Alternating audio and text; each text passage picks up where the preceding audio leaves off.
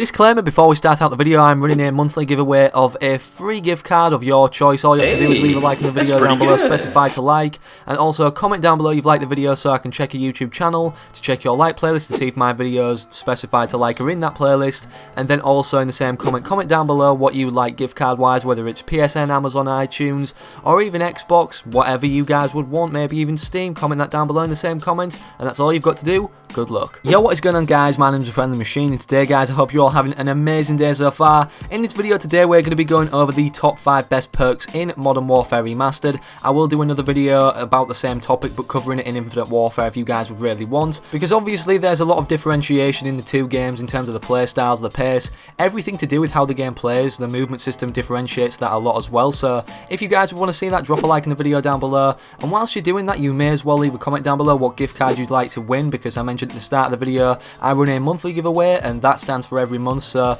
I give away a £10 PSN card or any gift card of your choice, whatever it may be, but I'm guessing PSN's most popular, to anyone who comments down below, or a random lucky winner who likes each video I mention at the start of the video and also comment down below, and the person that does that the most across the most videos will have the best chance of winning. It's pretty obvious statistically if you guys think about it, so stay active on the channel, and if you haven't clicked the big red button to subscribe already, I'm posting content for both games this year, Call of Duty wise, across the board on everything, covering every part of content within the game that may come or is already in the game. So without further ado, we will get into the honourable mention right now. I don't want to break this down too much, I just want to state what it is. It's UAV Jammer. Now this perk is here for a lot of reasons, the first of which being that it's a very good perk in other games like Infinite Warfare has Ghost, where you're off the radar constantly anyways, and you would think in a game where predominantly you are set with kill streaks that you cannot change, the first of which being a UAV at a 3 kill streak, that you would want this, but overall it's not really needed because nobody's really running it, or not many people are running it, and you are put at a disadvantage if you do run it for what is in the second perk tier.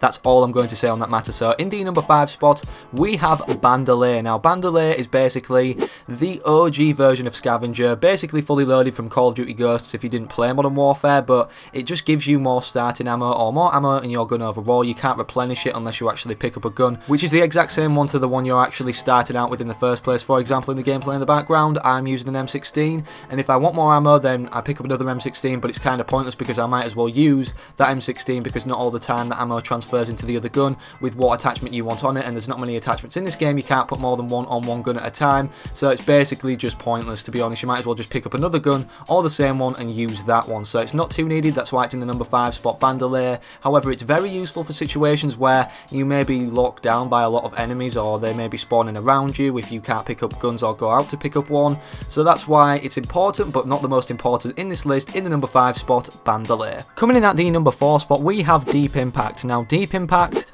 is a very important perk in my opinion, especially if you're using assault rifles, and as well in contrast to that the next spot I will get into, but I feel like a lot of the time, if not most of the time, especially with assault rifles at range, it can make the difference, especially with the M16 that I'm using in the gameplay in the background, hence why I'm actually using Deep Impact. It can make the difference between you getting the kill and not getting the kill, because half the time, well most times, since the M16 fires slower than a lot of people expect, say for a fact you use the M8A7 a lot in Black Ops 3 or Black Ops 2, which fires extremely fast for a burst weapon and it shoots 4 bullets instead of 3 like the M16, you may expect it to shoot really fast, but the burst in this game for the M16 feels different not only to other Call of Duties where they have burst weapons like the M8A7, and it is not only different statistically in terms of how many bullets is in a burst, but it also feels slower than Modern Warfare, and in contrast to that, in Modern Warfare Remastered, which is the game that this is in, it definitely feels kind of clunky as well, so you really need that if you're gonna go and spray and drag shot, like drag your bullets and try and collateral or kind of penetrate a wall or something like that to kill the enemy or finish him off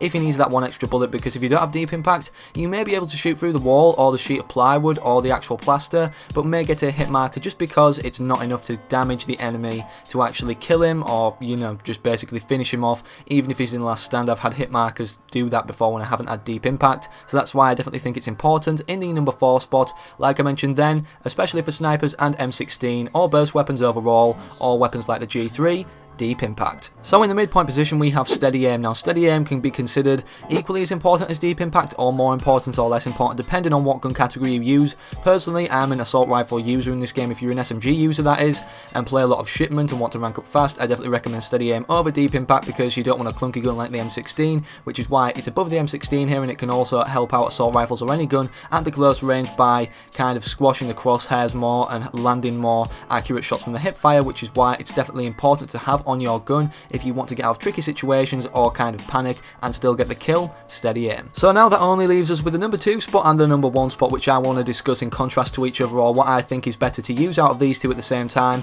which could be none other than stopping power, which I believe to be in the number 2 spot, and also in the number 1 spot Juggernaut. Personally, I prefer Juggernaut over stopping power, and I don't mean to be that guy who uses Juggernaut, but you got to fight fire with fire in some cases, and in most cases Juggernaut prevails more than stopping power, as it has a radial effect rather than stopping power only improves your bullet damage. But say for a fact, if you're using Juggernaut, it can actually resist you to getting killed by a grenade or anything that might actually be shooting you, so it has a radial effect of around you wherever you're getting shot from, but you have to be shooting a direct enemy in order for stopping power to maximise its potential. So thank you all for watching, slap a like in the video down below, and I love all your faces as usual. Peace out.